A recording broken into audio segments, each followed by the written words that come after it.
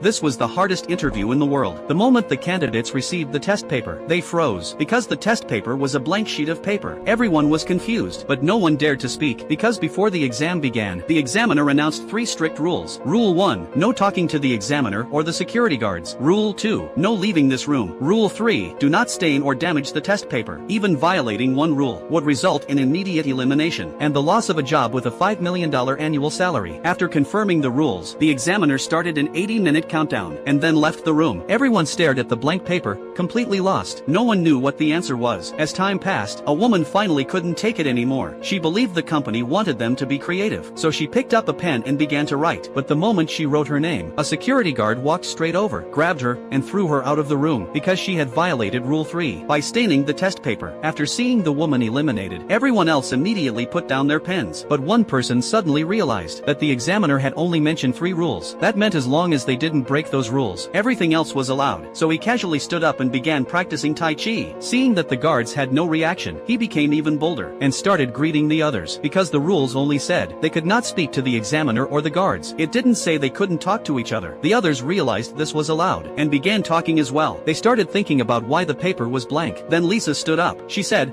"What if the paper was made with some kind of chemical substance? Maybe the questions would appear under certain lighting." Everyone thought she might be right, so they held the paper close to the ceiling lights, but nothing happened. Then Jack said maybe it needed a special kind of light, like ultraviolet or infrared, but there was nothing like that in the room. At the same time, a blonde woman noticed an emergency light on the wall. To test the theory, they broke one of the lights. A few seconds later, a blue emergency light turned on. They immediately tested the papers again, but the sheets were still blank. Mike thought they had chosen the wrong color. Maybe there were other lights in the room. At that moment, Anna noticed another light tube on the wall, so they smashed it as well.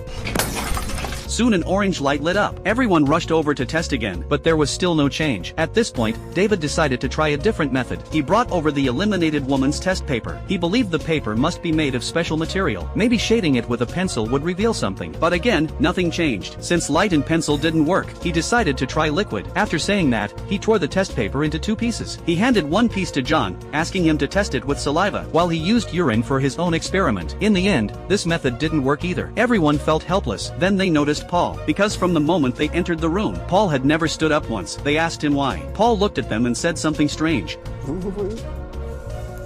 What they didn't realize was that Paul had just revealed the secret of the blank paper.